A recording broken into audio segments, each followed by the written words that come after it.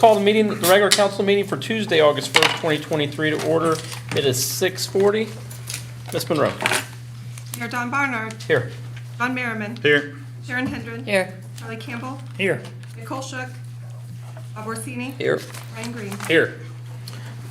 Please have, or welcome Pastor Kevin Heckathorn from Johnstown Presbyterian Church to lead us in the invocation. Let us pray. Lord God, we thank you for this day. Thank you for the opportunity to gather here where we know that in all things that we do that nothing surprises you. And so we know that you're aware of this meeting, its time, and all that will be discussed. And so Lord, we just pray that you would guide this meeting, guide this time, and that you would show a path that honors your kingdom and also cares well for Johnstown. So we turn it over to you and put it in your hands. It is in your name that we pray. Amen. Amen. Thank you. Please remain standing for the Pledge of Allegiance. I pledge allegiance to the flag of the United States of America and to the republic for which it stands, one nation, under God, indivisible, with liberty and justice for all. Welcome, everybody. Glad you're here tonight. Our first item on the agenda is action on minutes from June 20th, 2023. I believe everyone's had a chance to look at this. Do we have any comments or a motion to move forward with this?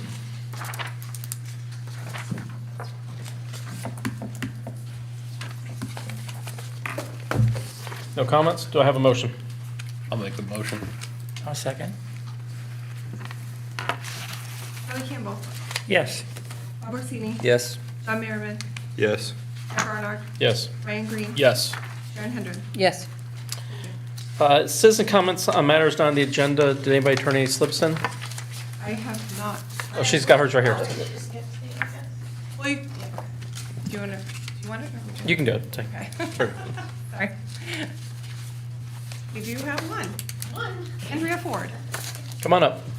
So I just really, I just wanted to get an update on the petition for annexation, what the status is of it, and then, once it actually takes place, assuming it will, how does that affect the water sewer on Green Chapel? I take it that's my cue. Do you want to answer that one? Sure, I can give it a whirl. I had another conversation maybe with one of your neighbors, I want to say late last week, Mike Petrie. Very similar question.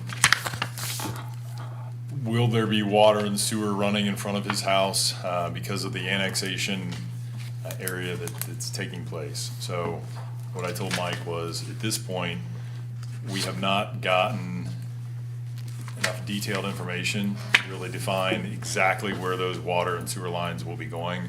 Those will be discussions with the applicant that is petitioning to come into the city of Johnstown, what that development looks like, where those services need to be ran. We are currently starting to do some of that modeling, but it varies everywhere from do you run a 4-inch water line or do you run a 12-inch or a 24-inch, depending on the services that are going to be needed for that particular area. So the annexation has not gone all the way through the process at this point. That'll be part of the discussions that we have a little bit further in detail as we start to walk through this process, the uses, the cost in order to provide the services to that, who's paying for those costs. So there's a lot of unknowns at this point. So I wish I could give you better direction to say, yep, there's going to be a 10-inch sewer main right in front of XYZ house, and then there's going to be a 4-inch water main. But at this point, I don't think we have that type of detailed information that we would be able to provide to you. Once those things start to come forward through a development plan, we would then be able to provide that information. And then I think the question that Mike had, and I don't know if it's consistent with yours, was if we wanted to tie into those services, what does that look like? That will be something that we also discussed in safety and service tonight. And what does that look like? Is there an annexation requirement? More than likely, it sounds like that's the direction we're heading, just to be consistent. But obviously, still a little bit of work to do on that end. So Did I answer them all, or do you have some more? Well, kind of, but like, I guess a broader timeline. Well, I know the petition was turned over to the county, right? And so it was, I don't know if it's been approved by the county, but from what I understand, the county then turns it over to the city of Johnstown And the city voted on it last session. and voted to what? Approve it. So you've approved it. Mhm. So it's happening. Well, I'm It's- gonna let, Kim. Go ahead. No, go ahead. I'm gonna let Teresa weigh in on this a little bit for my clerk of council. I'm putting her on the spot, but there's a 60-day, 120-day. If she's the clerk of council, she handles all the legal interactions that happen between the county, the application, the petition. If you're not prepared to speak on it, Teresa, that's fine. If you are, I can tell you what I know. okay. So, council passed the resolution to provide services. That went back to the county. The county commissioners approved it. It comes back, we're in a 60-day waiting period right now. After the 60 days from the time the commissioners approve it, it will come back for a final vote to council. That's the way I understand it, and it's 60-day minimum, 120-day 60, maximum. So you can wait up to 120 days, or you can take action after 60 days, from my understanding of it. So, Right. and a lot of the times that annexation request is contingent upon the applicant getting the proper zoning that they would want. So, and this is very common. You don't want to annex in if you're not going to be able to get the use and services that you want. So the next piece will be, they're going to do a presentation to zoning and this body as well, and say, this is the development plan that we're looking to do. Is this consistent with what you want? They say yay or nay, and depending on the outcome of that, would then trigger the annexation. So a preliminary annexation through a PD district, a preliminary approval through a PD district triggers the annexation. So how it's worded in our particular documents, so that So, hopefully help. as it stands today then, it's the Johnstown Land Company, it's DEG, and is it I think there's Heimel? about 6 property owners altogether, Heimrel, DEG, Johnstown Land Holding Company, and then there's, well, New Albany is the Johnstown, yeah. So you got New Albany Company. There's a couple different Heimrels that exist with the shared ownership of that. I believe there's 2 or 3 other parcels that are included in that. You looking for the document, Teresa? No, Are you, the annexation find it? petition. Let me see if I can find it. the annexation? But, yeah, so there's about 6 different parcels that are involved with it. And which I have like the information, but, so the city agreed to provide the services, and when you say the services, you mean water, sewer, or you mean services just that's, are provided to anyone in the city, just whatever, police services, that kind, is that what you're talking about? So the resolution that you all passed was, yes, very broad. Services, water, sewer, police protection, basically anything you would get from an annexation standpoint. Now, what the intensity of those services are will be the next conversation. So at this point, we're providing services kind of as it stands right now, which there's still that negotiation piece that has to come back before the council and the zoning commission. So. So when it's, so would you actually bring water sewer to their property, skip the next 8 properties if they're not part of it, and then go the rest of it? Would you do that? I don't know what I don't know they how, would you do. can't skip. Yeah, The pipe, And I wouldn't think so either. Yeah, but- the pipe's gotta go through. Yeah, Which- it's You'd have to have it's some just gonna connection. go all the length of the road. So, yeah, but what's the intent of the question? The Will intent it be of the available to question folks? is, my property is listed for sale. I'm trying to find somebody who would be interested in buying it, but I don't have water and sewer at this point, so it's always been part of the discussion is how do we communicate that So, to, the best way to communicate that from my opinion, would be, there will be water and sewer services out there. How it will be impacted by your particular property will have a lot to do with how you want to go about it. Just because there's a water line running past the property doesn't mean if you're in the city of Johnstown, you have certain rights Right. to the services of the city of Johnstown. If you're outside of the city, it's a whole different conversation. And you can always annex in to get those services. You would immediately have access to those services. Okay, and so I can, and this can be a later discussion, but who would I contact about annexing it? Let me go get that department. Nice. Here, put your hat on. Okay, turn back around. I did have one other question related to that, though. Are the pipes already laid underneath the road? Because they're not gonna run the pipes underneath the road? No, they go through. Not out there, no. They go through the yard, The right of way. the right of way. The right away. So on the other side of the telephone poles, they'd be. I believe between the telephone poles and the road usually is where the right of way is. Well, at this place, There's this nothing. large area, it could run right down through the middle of the property. and Right. split It off may not in go both through- directions. It may not. It may not run the road. Or may not follow the road. Yeah. Depending on where the annexed group wants that line to I go. see. Now, if your thought was you wanted to annex, then you need to be part of that conversation if you want those services. Because it would certainly impact planning. Right, Sure. okay. The other question, so the city services, it was, so now I call the police and say, oh my gosh, I got an emergency, whatever. So then does it, like, what happens when it's chopped up and like, part of the road's this city, part's the county, and then this part's the city? I can- Do like. Well, so for is this example- a We have agreements for that decision-making area. process, or- If there's an emergency, we have agreements with certain areas in the townships. Yeah, it's loosely known as a No. shared services agreement. Right. So if you call the sheriff's office and there happens to be a Johnstown deputy 3 minutes away in the city of Johnstown, or Johnstown officer, I should say, they're shared services. We're gonna protect the public. Okay, Yeah. Because So- if you call 911, you're gonna get the county call center, and they're gonna dispatch whoever's. close Based on- services. Yeah. But one thing I learned just recently, the sheriff's department can go anywhere in the county. They can pull over somebody here in downtown Johnstown because they're allowed to do that. So if you're in the city of Johnstown, the sheriff can service that, but also the city's going to service that. So on Duncan Plains, there's a small section that's within the city, and the police patrol that area. I don't believe they can give tickets outside of the city limits. okay. But they can patrol that. Yeah, their powers are limited jurisdictionally. If you have jurisdiction, you can enforce all the police powers that you possess within your office.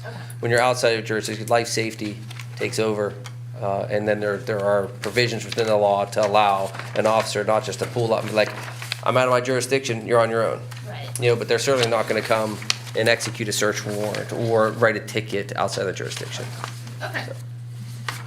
And then I guess, how would I go about contacting you in a later time Sure. to discuss like what an annexation process is like and? If you call up the city offices, you can either go through Teresa, who can get a hold of me, or there's even an option for my direct number Okay. at the city offices.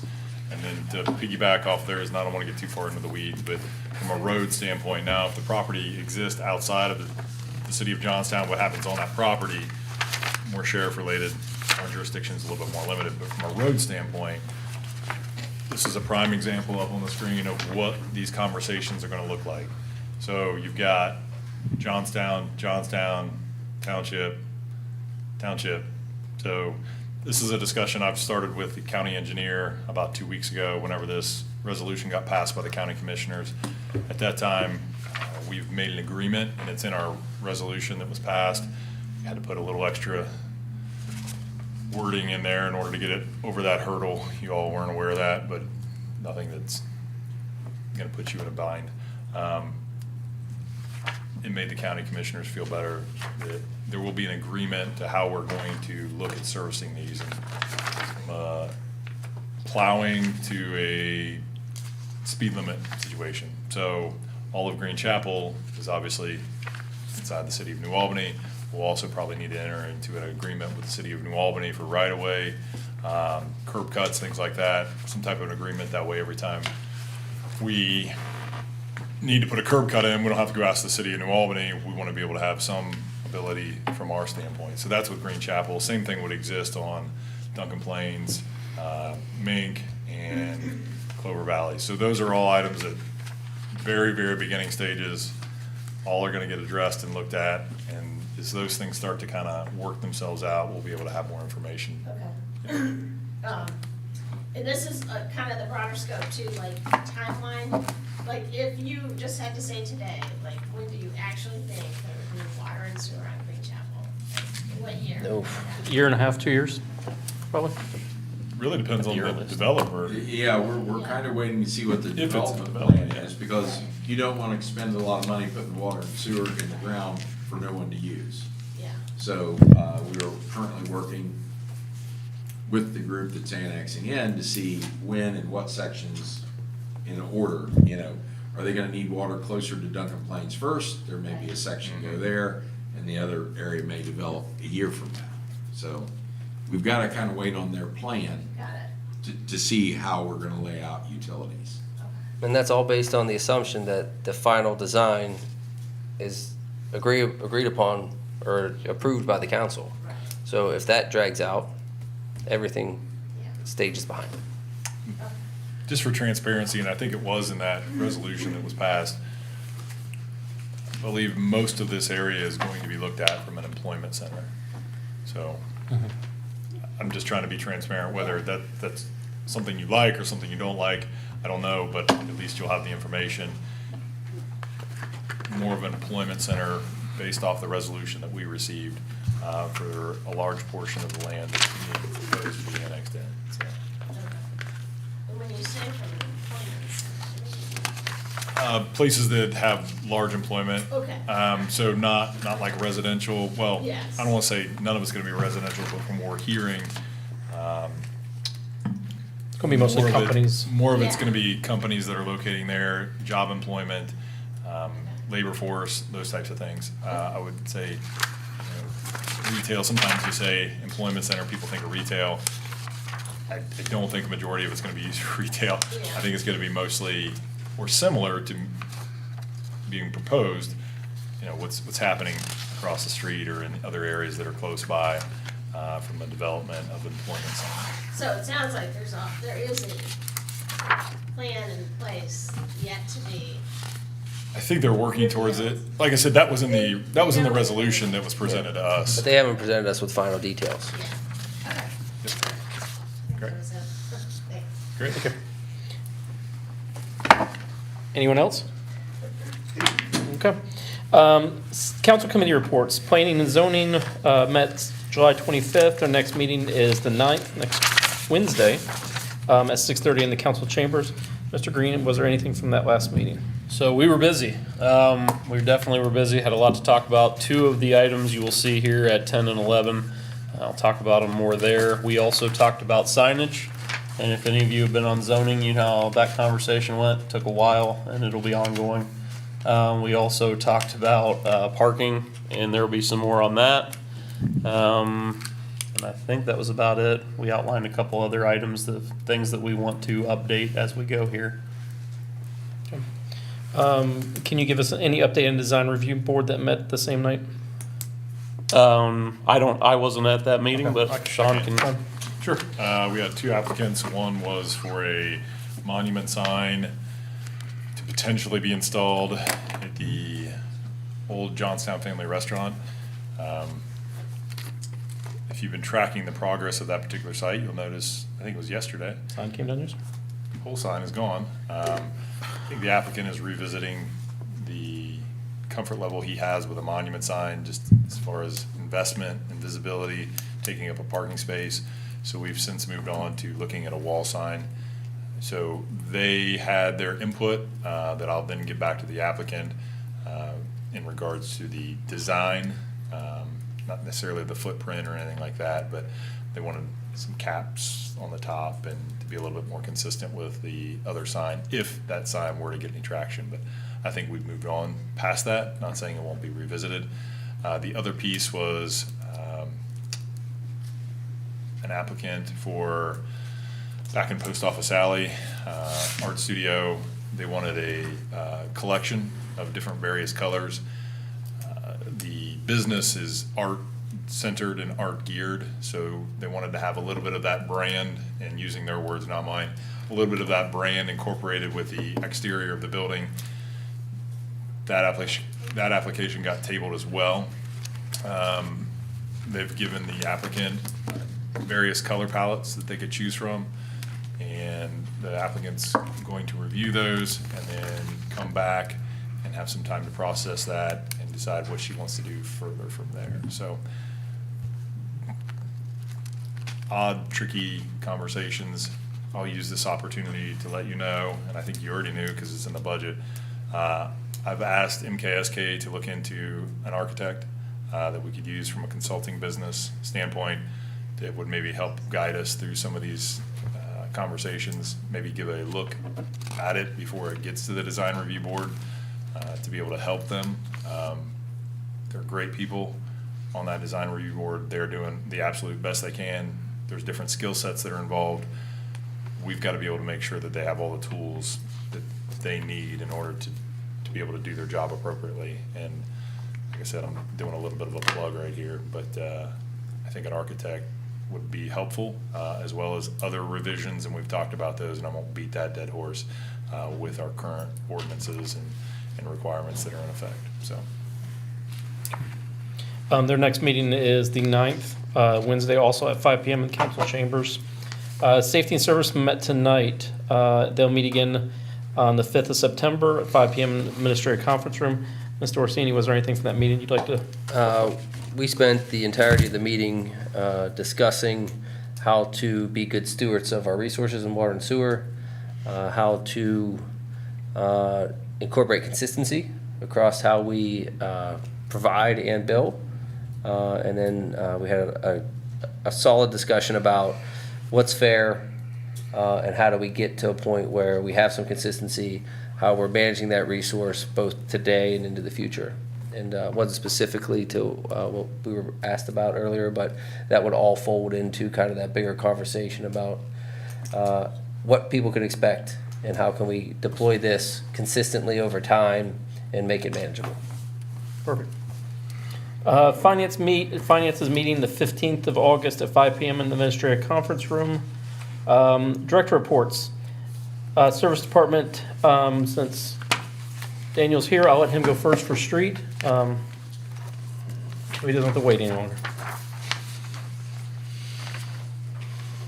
are you guys? Good. I'll start for the street maintenance. We did 1.5 ton of hot mix on various side roads.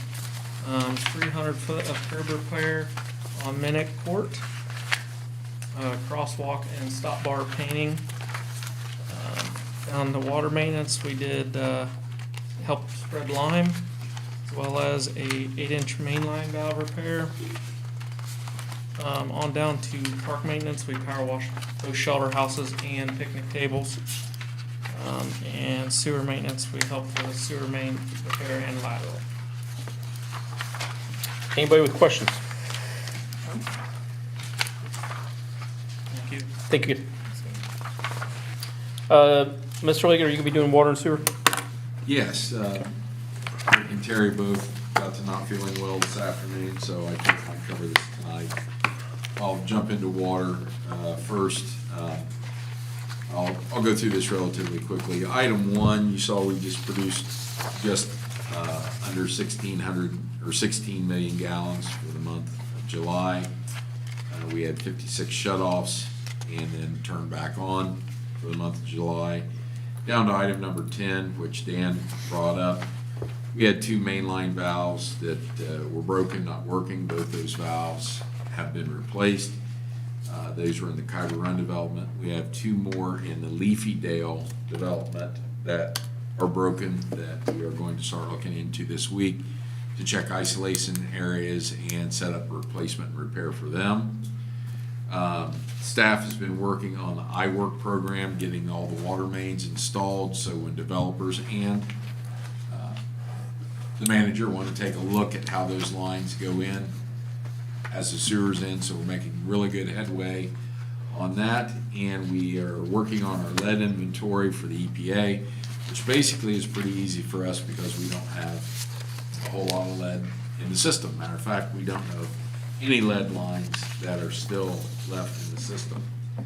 I do want to take you to the graph, the monthly influent graph showing water. We show we've had a pretty substantial dip in our production, and that's a good thing. What I want to hit on that is in the last 45 days, we had fixed 2 major leaks. We had a fire hydrant that was leaking, and then we also had some leaks, large leaks at a house, but they were after the meter. So whether they're before the meter or after the meter, we're still producing that water. And by repairing those set of leaks, we have reduced operation time in the plant by 2 hours. So 2 hours a day. So by those repairs, we see a significant reduction. Also, the overcast, and I mean, we had a hot week last week, but the overcast is helping that as well. But I mean, it's the lowest since February of 2021. yeah, I attribute a lot of that to those leaks in, and I want to throw an item out there. We would not have found those leaks if not for the customers, because they were hitting storm tiles and they surfaced in the backyards of 2 customers that we would never seen from the roads or walk through their backyards to find. So when they alerted us to that, we called in a leak survey company, and not only did they find the 2 leaks we're talking about, but while they were in here, we have a minimum hours. We had target areas we had them go to find the 3 other leaks that we worked on. So great progress in there. Any questions on the water? So what does 2 hours of operation reduction equate to in? Well, we produce 700 gallons a minute, times 60 minutes, times 24, times 2 days. So I don't have that number calculated right up. It's a big number. But it's 700 gallons a minute is what we produce. So by cutting 2 hours, and I attribute those 4 leaks to those, so you can work the numbers, but yes, it's big. How has that helped us? Well, instead of closing at 11 o'clock at night, we're now closing at 9 o'clock at night, which brings those staff members in earlier to help us do more system maintenance and work, such as these valve repairs and operating valves and hydrant maintenance. So by having those employees in earlier, we have lap time and we can get out and work on the system. Do you believe any of these leaks have been long leaks, like going for a long period of time, longer than a couple months? Well, I asked both the customers that gave us the tip that, hey, I've got water running back here, and both of them were about according to them, 3 to 4 month situation, that they thought they were just running because it was springtime, got into the dry time, and water was still moving. Because they say they see a lot of water going through those tiles in the spring, but not necessarily once you get into the summer. So it could have happened during the winter, but they were telling me 3 to 4 months is where they thought it was at.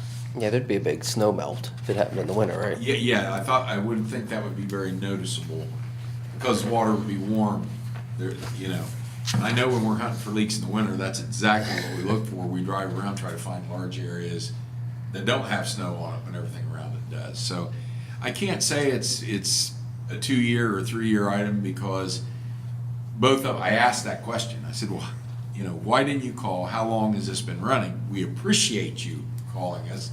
And they said, well, it's just, been the last maybe 3 or 4 months. We thought it was springtime weather. And so I can't attribute it to like a 2-year cycle of run, but again, we appreciate when a customer sees something, let us know. Because if it's in your backyard, we're not in your backyard, And on both of these, it was getting to a storm tile before it surfaced and running another direction, so. So when you cut these 2 hours, no water, you are not pulling any water at that point? The plant's basically dead at those? Yes, instead of closing at 11, we're closing at 9. Okay. Yeah, so we're not pulling any water out of the wells. Okay. Anyone else with questions? Okay. Okay, and again, I just got a call from Rick before the meeting. He wasn't feeling well. So if you look at all the plant efficiencies, again, they're running very good. You know, we're running 98, 99% removals, which is excellent for the sewer plant.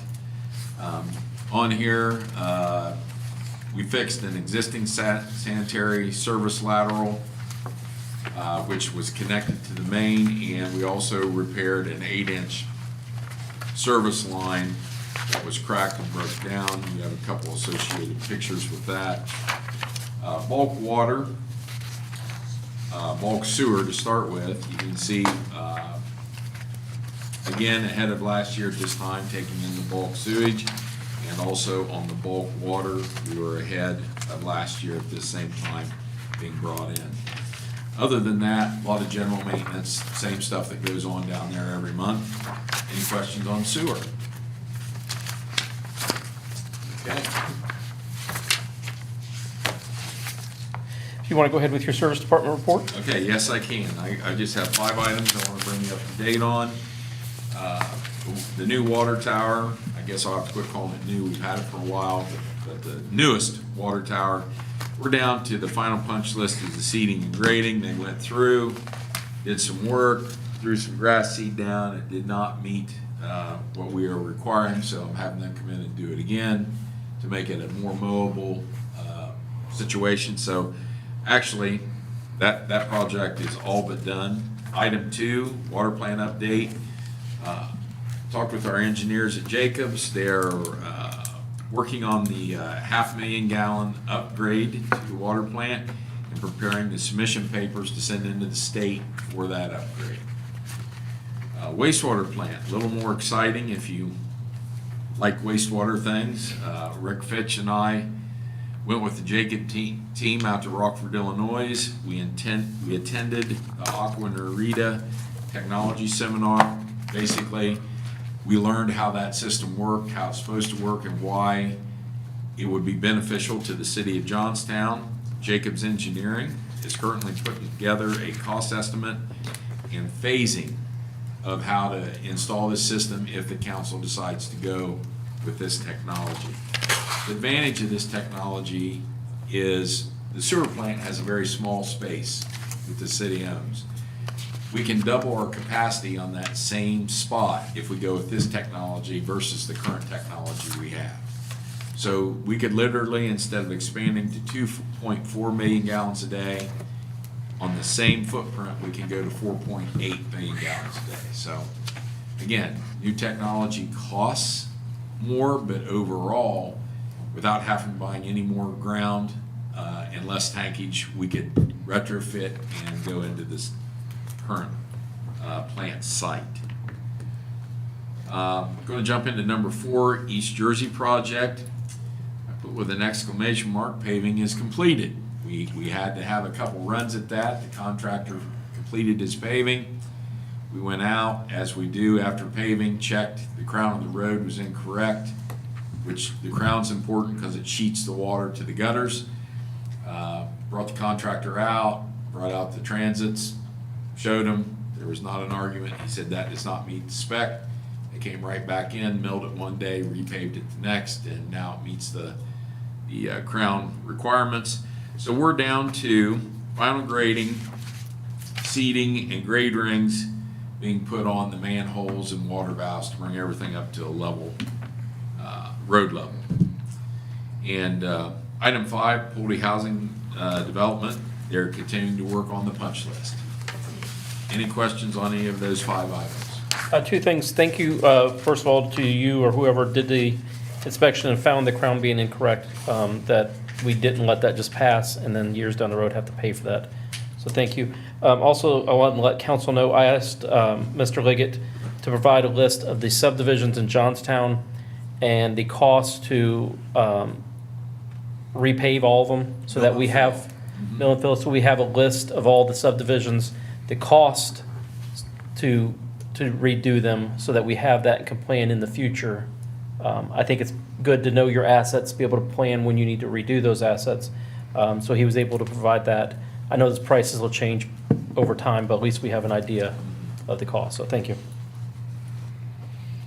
I must say, I've never seen Jersey look so good in the last 50 years I've lived here.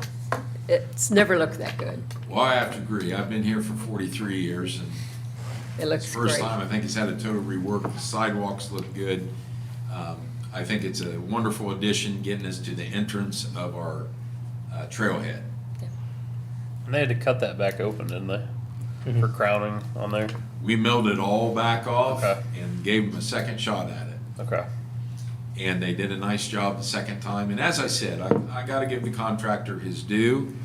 I told him the complaint, he didn't hesitate, came in, we showed him where the problem areas were, and he said, "You're right, we'll fix it." And that's how it happened. Okay. We have no tabled legislation tonight. Item number 10, public hearings of legislation. Ordinance 13-2023, an ordinance establishing Chapter 1132 of the City of Johnstown's codified ordinances. Sean or Ryan, would you guys like to discuss this one? Yeah, I can let Sean give you background on it. This is one that we did talk about before in the last meeting. I also sent this to zoning. I figured they would probably have some ideas on this too.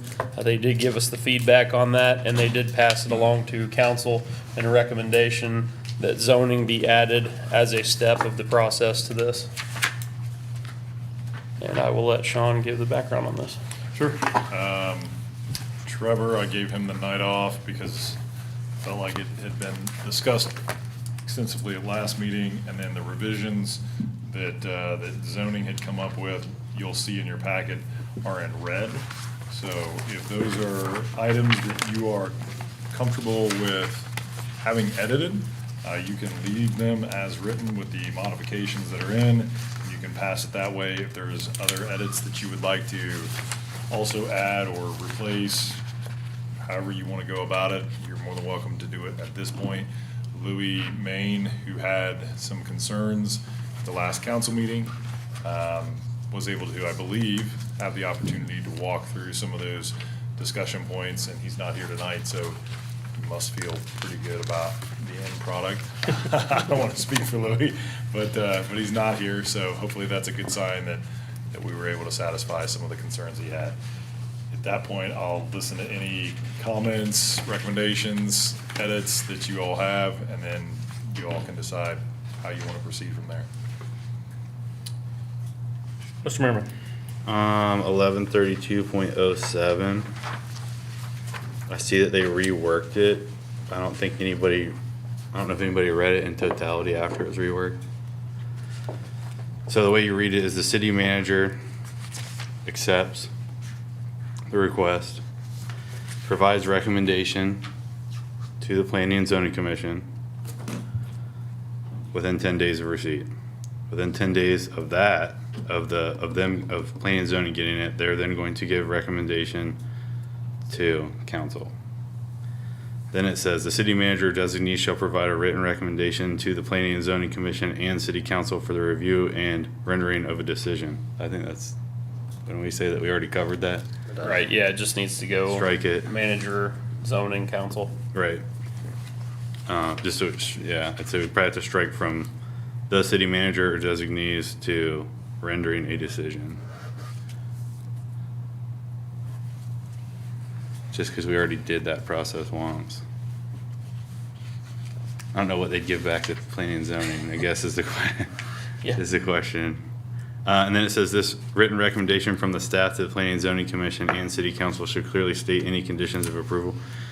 Do we want to add at the bottom, or we want that right after it says shall review the request and provide a recommendation, just to give it, you don't have to read the top to then read the bottom. Right.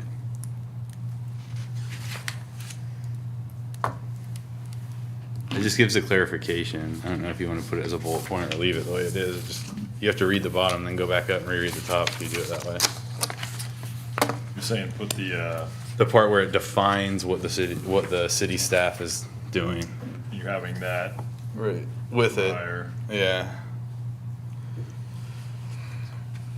It's just, I think. Yeah, because your city staff should It's be just moving done. the sentence around. Yeah, Yeah, you're your just moving city the staff sentence should up. be done before it goes to committees and to council. I'm So we're wondering just if taking it's- your recommendation and taking a look at it.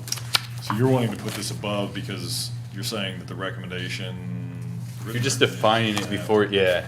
Planning and Zoning Commission, and the city council shall clearly state any conditions of approval. All right.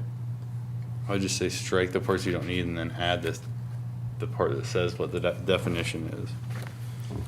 The part where, it should probably read, shall review the request and provide a recommendation a recommendation that clearly states any conditions of approval for reasons of denial. Cause that's what they're doing. That's what the city staff is doing. That way it just says it clear. Yeah, I'm reading this, I would Yeah, it seems strike- wordsmith. At the very beginning, I would say, and we can go through this, Teresa, for the minutes, the city manager or their designee shall review the request and provide a recommendation that clearly states any conditions of approval or reasons for denial.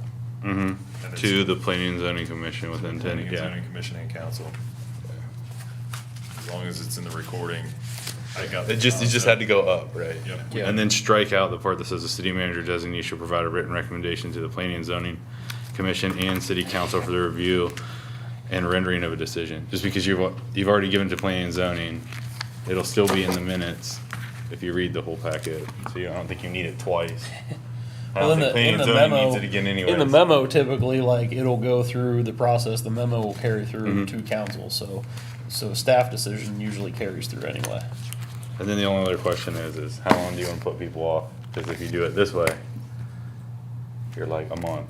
So according to MKSK, they said they've seen it done a few different ways, whether it's just all in-house staff decision, they've seen it go to committee for a decision, they've seen it go through zoning just for a decision, or just straight to council for a decision, without a staff review. They've seen it however you guys want to do it. It just depends on the timeline, what timeline we want. So, This is the lengthiest of timelines. Yes. like I said before, I think including zoning there, whether it includes zoning to where it's an extra step, or to whether the whole thing just goes through zoning, we have applications that do that too. I think that's where you're going to see people who are more familiar at looking at these kinds of projects. Mr. Mayor? Go ahead. I don't have any issue of it going through a committee. Zoning would seem like the most appropriate one. I would not like it to be a burden of the staff to make that judgment call. I would prefer it to go through committee. Obviously, recommendation of staff would weigh heavily on the committee decision, but I would hate for us to not support staff in a temporary use. It's pretty Wild Westy, right? So I want to make sure that the staff is supported in yays and nays on that.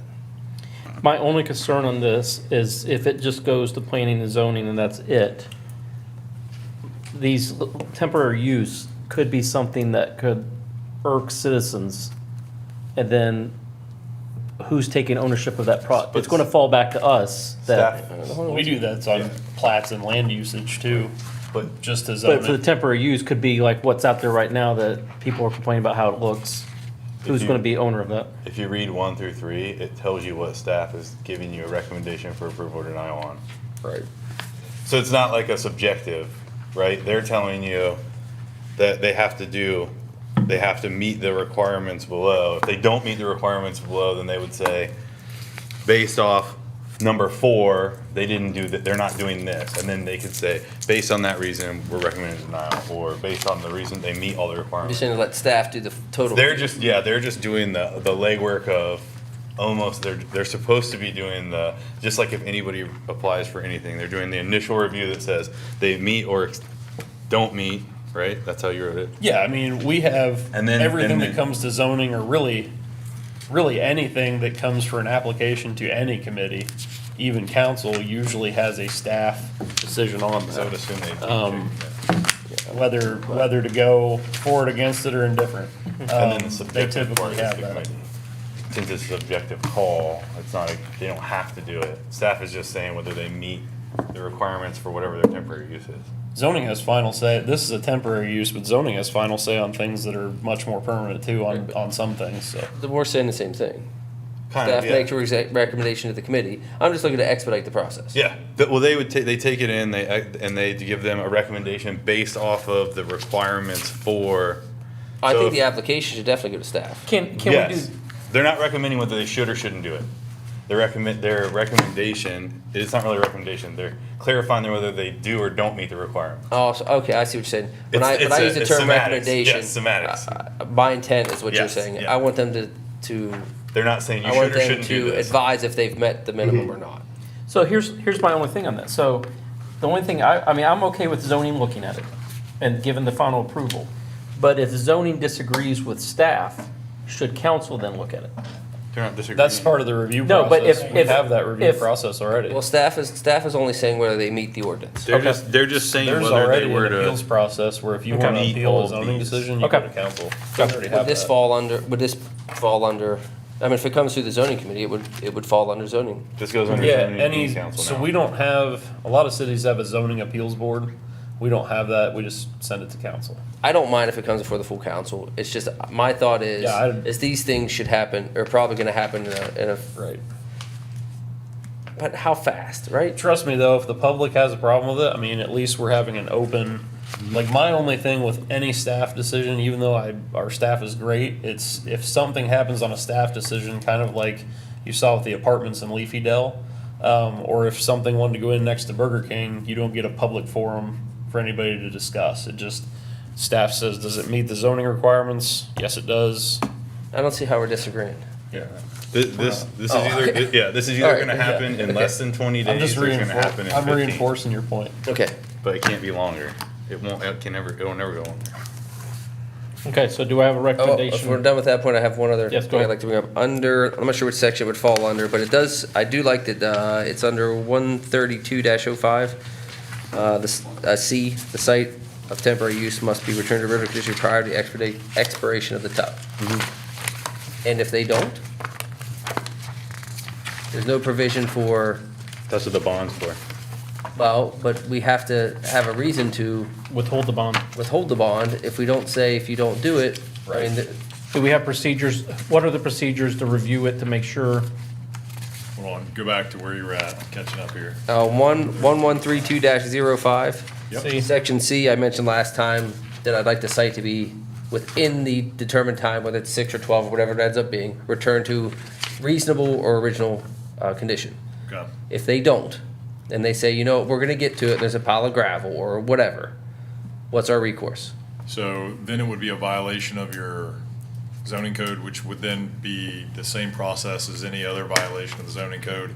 You can see fines up to It's a lot. $1,000 a day, Okay, so as long as there's a provision that up would, to. We talked about this in zoning too. Yeah. It goes to mayor's that was court. my thought, is $1,000 a day. Well, it. Not to it would take be their up money, but to get them to do It would it. be up to mayor's court, Yeah. magistrate, that would be presiding over that case and their determination. So it could be anywhere from, $50 to $1,000. Ours has a ceiling on it, so no more than 1,000, but it could be $1,000 a day.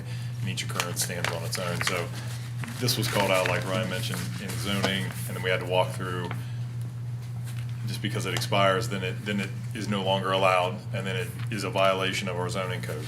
It doesn't say, well, we allowed it, so you haven't cleaned it up, we're gonna keep allowing it. Nope, your permit's done, now you're in violation, move on, here's your mayor's court, pay the fine. And we went through that. Our legal team was there If- too, If so. Ryan and, if Sean and you and Ryan are comfortable Yeah. with this, then I'm satisfied. And that's consistent with Thad from Frost Brown Todd and also MKSK's prior experience with this particular temporary use permit that they've had. Very good. Okay. Then you'll see an 1132.08B at the bottom of there. We also put in there a physical permit. So if you're driving down the road and you see a site and there is not a permit out front, then you know it's not kosher. Nice.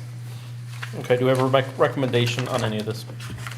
Or wait, so that was the citizen. Pre-talk. You have to- we go to we have to citizen go to- We have to go to citizen comments You have first. to go to a vote for, you have to No, make we a, we have to go to citizen comments first. you had to make a motion. Do we have any comments from citizens on this motion, or on this item? Hearing none. Okay, so do we have any motions from council on this? Are we gonna amend the language? That's up to whoever wants to make the Yeah, motion, so. And I have the wording ready to go, and I can read it out loud during the motion if whoever's making the motion would prefer that. Should be. Sure, baby. I will make, my baby. I didn't bring it to council the first time. I just brought it to zoning. I will make that motion, conditional on the amended language. And I will read that. The amendment in 1132.07, review process, the city manager or designee shall review the request and provide a recommendation to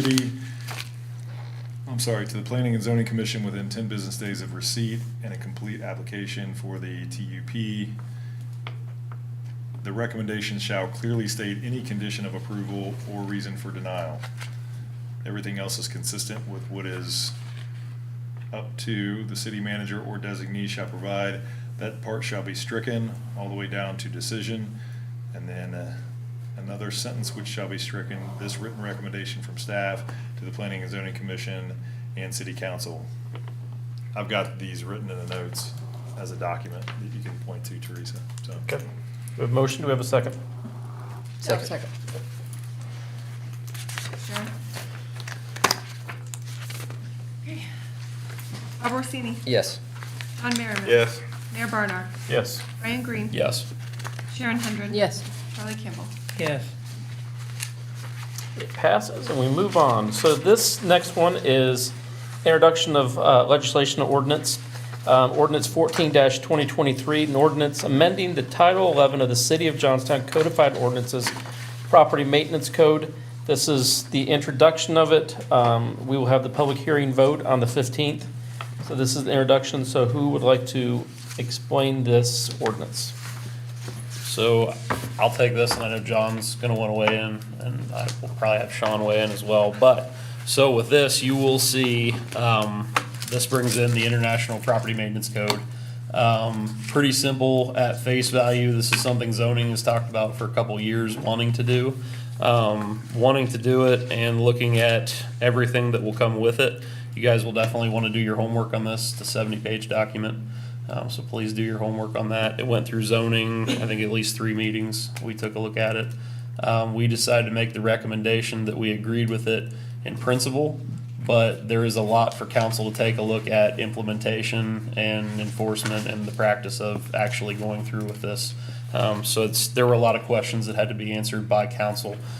You will see in there that, obviously, property maintenance is something that we want to take a look at in Johnstown and enforce. There will need to be a truing up with our current enforcement code, because obviously this is more of a blanket code. There are things that are specific to Johnstown that we will want to see in there. So we'll need to figure out how that works and who's going to go comb the document to make sure ours matches theirs. So you'll want to see that. Also, you're going to see in there that we're going to be going inside of buildings potentially. There is fire code, there is HVAC maintenance, there are different things. We want to make sure that we have a staff that is trained and certified in that sort of thing, and also on duty for the amount of time to potentially go through these things, because currently we have a part-time staff in that area, and this is a lot to look at. Now, we don't have to, if we bring it into law, we don't have to do everything on day one. We can grow into this. We will have the tools to work with, but that's something to think about as well, because if we get a complaint, we have to follow up on that complaint per the code, and are we able to do that? That's what we have to decide. I'll let John and Sean weigh in on this. You want to go? Yeah, I mean, multiple jurisdictions and other municipalities use either this version of the property maintenance code or one of the prior years. They don't change a lot. If anybody doesn't know, the International Council Code, the ICC writes all of the code for the world. That's why it's called international. And then each state normally goes through and modifies it. So your state of Ohio building code is based off of the International Code Council's building regulations. They modify it based. California's obviously gonna be way different than Ohio, so they have to go through and they modify or they amend certain pieces. Like Ryan said, it does have a lot of teeth to it, which is a good thing for us. As we know, with a city, we don't always have to enforce all the teeth all of the time when they first come in. We can take our time doing it, but I think that it eventually aligns with the goal that we're trying to do as a city and what we would like the city to look like and how we keep people accountable. And I think it does a lot better job than what we currently have on the books for property maintenance. Mr. Stainer? I'm not gonna beat a dead horse. I'm just gonna get more into the technical adoption of this particular code and how it works and integrates with our ordinance. Gonna defend the structure of this a little bit. This was put together very quickly. So over the next 2 weeks, we're going to have legal look into this a little bit more intently. There could be areas of our code that I just found, one of them today, that we're gonna need to repeal so that it's not inconsistent with this. Our current code has general provisions. What I'm trying to do is explain the fact that this document's not finished. It needs a little bit of tweaking. However, we wanted to get an introduction, or I was instructed to get a little bit of an introduction this week. So don't base the quality of this work upon the entirety of everything else that's going on. There's a lot here that we need to also look at with our current code and making sure that we extract those pieces and so that we have a clean document that covers all the bases. And I think we can do that. Trevor and I talked a little bit about that. We're going to put our heads together, as well as Thad, looking at this a little bit. So currently our 1189 is all of this. And so we need to, it's got about 4 or 5 different sections to it. This needs to replace that in a way that allows this to maneuver into that position. So the wording on this may get changed and tweaked a little bit. So if it looks a little bit different next week, that's why. We'll obviously have in our code a general provision, and then with a link to the International Property Maintenance Code. I will reference our building code as just an example of the structure of this. And this was something, like Sean's saying, we passed this through zoning. We knew that this was something that was gonna be coming to council, so we wanted to take a look at it. We decided that we agree with it in principle, but there's a lot of implementation process that needs to happen, and those decisions should be made at the council level. So what we have, like Sean's saying, we're gonna have to comb our documents to make sure that they match with these documents. Obviously, ours may be more stringent in certain areas. That's gonna be the more comprehensive code, but we need to make sure that we've captured what makes Johnstown, Johnstown. Like we have the chicken law, you know, we have some things like that we need to take a look at. So that'll come into play. We need to decide who's gonna take a look at that, whether it's staff, I know they're burdened with a lot of things currently, or whether it's zoning commission, or who goes through and combs the document to make sure things match. So what I was gonna look at, and direct me differently, it was going to be a full adoption of this particular document and a removal of all things inconsistent, or at least referenced in our code that is also referenced in here. So that was going to be the easiest methodology, would be just to, I think there was another provision about weeds and high grass in another area of the code. Which is covered in this. I'm going to Yeah. remove this document, then will then sit as the entirety of it all. Not necessarily we'll have 2 different areas, Right. and we choose from which one, but if you want me to do that, I can. That will be much more intensive. If you're just looking for a full replacement and utilizing all of the International Property Maintenance Code as your reference material, I can do that as well, but I'll take direction however Right. you want me to It proceed. might be easier just to adopt it, and then we come back through later and say, well, we have this certain thing that happens here in the city frequently, and we view that, you know, this is the process to outline that. Address things not covered by. Yeah, address things not covered in that This has been document. proven through the courts, this has Right. been proven in practice. I think it's the solid position to be Yeah. in to I say we fully eliminate implement. ambiguity. You would either, you're more than likely going to fully implement it. The only way that you would do it any different, I think, is if you were to redact a section out of it. Which then gets dicey. There might be something that doesn't apply to you that you redact, but normally you would just take it as a whole document. Now, I have one question. How does it work? Because I'm guessing the ICC updates the International You don't Property have to Code. update it. You don't have to update even though we're putting it in our, Once you have it, it's just like the Ohio Building Code. I don't know what so like, There you go. what I use, Johnstown. what I use at work is the 20. What are we referencing there? So this was the example I was going to use. So building code, we don't do that internally. Right. We utilize Licking County. But we're using We don't write Licking our own building code stuff either. This is all done by the Ohio Board of Building Standards and throughout a contract. Yeah, so with they the city take the of Newark. ICCs and then they do, but, and then they'll tell you, so whatever the building department that we're using, they might not even use, the state of Ohio doesn't use the 2021 No, they're always building behind. code. They're on the 2019 for commercial and 2018 for residential, or it's flip-flop. So then the state of Ohio is gonna redo for the 2021, is gonna be their next one that they'll do. And then some municipalities will take it and some won't. And then 4 years from now, they'll redo it again and they'll keep, so once you have the 2021, you can keep it as long as you want. They never get rid of the document as a whole. So it references the document in which we follow in the building code.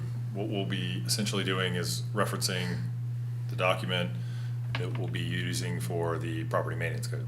Does that make sense? Okay. Yep, I'm good with that. Okay. Mr. Mayor? Yes, sir? Real quick, I think it's worth noting that, the average citizen's gonna say, what does this matter? It seems like restrictions and challenges.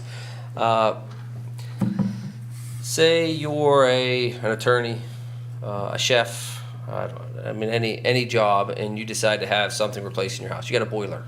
I don't think we have boilers here, but, Oh, yeah, we do. okay. You have a boiler. You decide to have it replaced, and guy shows up, he's got a nice truck, says, I can change your boiler. And he goes in there and he does it wrong. And now you have a overfired boiler that's gonna melt down and fill your house with smoke. Best case, worst case, catch your house on fire. These types of provisions and enforcement as we build out would allow for, I don't know, $100, $200 to have someone come in and say, you did that right. The first thing it'll do is it'll keep people that don't pull permits and don't do things the correct way from even trying to come in and do work in your town. So that's the biggest step. And then in addition to that, you get a second look, you get a check, you get oversight, you get protection to make sure whatever you're having done is done up to code. And I think that has a great deal of value, and it's a long time coming, and I think it'll improve the quality and the type of work that gets done in and around town. Right, and this document is going to lead to other things like that, other permits that we may need, because we're gonna go into other facets. Obviously, like it said, fire code, HVAC was in here. There are a lot more, we don't currently do anything indoors really, I don't think. So that's gonna lead to, like I said, that's gonna lead to, our current zoning team Here's a very probably simple gonna have to example. expand. In the city of Delaware, strict code enforcement. You have a gas line running in your house, it's all flexible now, it's not the old cast iron. CSST. Very good. It has to be grounded, which means it should be black in color, because it has a grounding wire that runs the length of it. You can still buy the yellow, which is not grounded. And if lightning strikes your house and there happens to be a contact between that pipe and another piece of metal, there's potential that pipe could burst right there, and now you have a flamethrower in your basement. Do you know that the person that just changed your furnace or your water heater put the right thing in? You don't know. Did you even know it mattered? Probably not. This and what this builds for us gets that protection in place. Very good. So this is just the first reading tonight. Just the introduction. Just the introduction. We will allow citizen comments and more comments next session on the 15th to discuss this, so. Enjoy the reading. I've got About 70 pages. I've got it pulled up on my Oh, I computer. thought not for the, we don't have to read it out loud. Oh, no. Yes, No, every that's what zoning usually does. We'll go page by page. And Teresa did not include it in the packet to save money because, Very good. I saw the link though. There is a link. I'm surprised there's a link. Read it and put it on CD. Got you a link. Got you a link. I'll read it and put it on tape. other business. We were going to discuss the city manager search. We are missing a council member. I would like to have all council members here. Will everybody be here on the 15th, as far as you know? Can I throw a wrinkle in that? Yes. Sorry. And it's not with that city manager search, and it's really awkward for me to bring it up at this moment. But the 15th, we may be looking at a different format for our meeting. Okay, with the school board. No. I've arranged a tour bus for the That's right. council. So I'm not sure of the exact structure. I think we're still gonna have a meeting, but it may need to be abbreviated Okay. in time. So I don't know how long discussions are gonna be had. When we talked about this with safety and service and finance, what that's gonna look like for that particular format and meeting. MKSK is also wanting to do kind of a work session with you all, so Okay. I may rein in your entire meeting and selfishly put it towards some really cool information from a business park standpoint as well as comprehensive planning standpoint. So what I heard is field trip. Yeah, well, It could be, if you all want to stay till 12 at night. also in light of it's okay. that, safety and service and finance are both John and I. So Charlie and yourself, if we want to try to schedule a different day, Okay. at a different time, if we can work all that out. I mean, finance is always important. Yeah. And safety and services got a few things going, nothing critical, but I'd like to see that progress as well. Okay. So if we can look at dates. Okay. So I would argue that we move that discussion to what, 2 meetings from now? That would be the And first make it- week in Make it an September. executive session. Let's just double check the dates now. Is that So you don't want to have open discussion on if we should do a search or not? I think we need to talk about it amongst ourselves to outline the process and how we want to do that. Well, even if, this discussion out here was if we're even going to do one or not. I mean, if it's gonna be simple like that, then yeah, that's. And then if we that's fine. decide to But if do you wanna- one- If you wanna outline the process and things like that, then I believe If, that if we- council votes to do it, then we'll go to executive session, Okay. discuss the process. If council discusses not to do that, we'll move executive session to discuss the other process. Right, I just agree with the principle that we don't wanna talk about a specific employee or employee position. Just the process. In front of everyone else. Yeah. Okay. Any other business on this side of the table? I would like to add as an option, vote to do nothing, vote to have executive session, vote to do a search. Okay. Make that so that there's a layer in there. Okay. Okay. You have anything for other business? Anybody on this side? Mr. Stainer? 2 real quick items at the very end. Wanted to cover the fact that that silly Wendy's light is finally fully functional. We're getting the concrete here shortly. We were supposed to get it 2 Fridays ago from my conversation with the state of Iowa, but that didn't happen yet. I think they're getting very close, but if you've noticed, the timing of that light is a heck of a lot better than it was before. So that's a big victory, and I just want to say Louis Maine came in and pointed it out to us, and we were like, by golly, we're going to get it fixed, and we got it fixed the next day just for Louis Maine. Not accurate, that would be a lie. It just happened to coincide, so making Louis feel good. The other piece, hopefully this won't take long. Going back to these minor and major modifications, I'm getting applications for the COA for manager review. And I know you guys kicked that to the design review board and they're going to currently look at that. But one of the items that I'm having come across my desk, and I don't want to take the heat for selfishly, I'm getting solar panels. It's written in the code that it's a provision that's a minor environmental change. Because it's there, it is my belief that it's referenced, you want to allow solar panels. Right now, I've got 2 applications for solar panels to be on the roof. It is my intent to allow for those solar panels to be on the roof because it's referenced as something in our minor change that's allowed. Now, if somebody comes in and puts a whole array of solar panels in their front yard, I think that's a different conversation, and you'll probably see me maybe push back on that, especially if it's in their front yard. If it's in their backyard and they've got 5 acres, I think that's a different conversation. But I just want to make sure that I'm tracking in the right direction. These are my discretionary decisions. However, there's not a lot of guidance in here, so I don't want to get called on the mat whenever I make a wrong one, and then you all say, why didn't you ask us? So what I'm doing tonight is solar panels allowed on roofs. Do you want to see any provisions put in there? Or are we pretty able to just kind of allow Are those these things? residential or commercial? Residential. Luckily, most of the HOAs in town have some sort of guidance on this. So that only gives us like 2 neighborhoods. I personally think if it's in there and it's left for your discretion. As long as they're on the roof. If I'd like to see consistency in the town. Whereas one neighborhood has an HOA and one doesn't. And now we have a hodgepodge of, now solar panels is what we're talking about, but anything that's discretionary like that. Well, you know, we're not an HOA, you and I. We don't have HOA. We have deed restrictions though, but I don't They're think they unenforceable. didn't, well, you gotta sue your They're not neighbors. enforceable. They're hard. They don't enforce it. Regardless whether I'm impacted or not, my neighbor, I don't know who it is. Yeah. I'd like there to be consistency in town. Obviously, I don't think we can overrule an HOA. I don't know what that looks like, and that's not what I'm leaning into. But is solar panels in the look and feel of an agricultural community? Because I mean, we're gonna dig our heels in a lot when we come to kind of this overall master plan. And I think a big part of that is we want to stay a rural community in appearance in general. And is solar panels in that vein? Can we get something from MKSK on their, what they're seeing in other communities with them? I can tell you, in the past, there's already been solar panels installed. Yeah, I mean, there's one in our neighborhood. I inspect them all the time. We also have buildings that are block and painted too, but I mean, No, absolutely. everything's got to be. I do have 2 applications. I've held them up probably for a week now just to get some direction. Are they in the back of the house or the front of the house?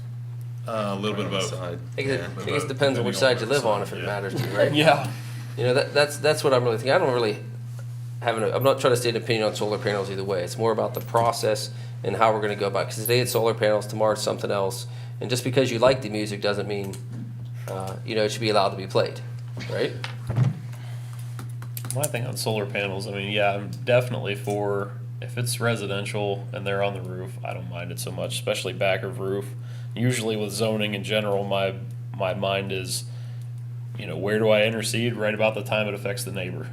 So if it's not affecting the neighbor, I have a Do we tough have time. provisions on maintaining and maintenance? What do they look like if they're abandoned? I don't have answers to these questions. There's provisions in there that anything has to be maintained. That would be the property maintenance code. Yeah. So that would address your maintenance piece of it. So I guess it comes down to, are you okay with solar panels on the roofs? I hate to put you on the spot like this, but like I said, the last thing I want is Cheryl Robertson putting solar panels on her roof, and then Sharon calls me up and says, I gotta look at Cheryl's, and I'm I have to able to look at talk with Cheryl's both of them, and they'll also. probably beat me afterwards for using the specific examples, but I don't want Sharon letting the air out of my tires in the parking lot because she's now gotta look at solar panels.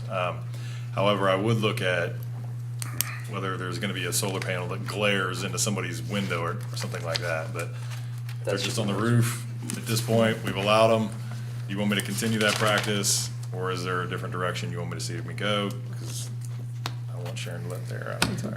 Do we go ahead and allow him to continue to do it and then get guidance from like MKSK or somewhere else to how we go about the city in the future?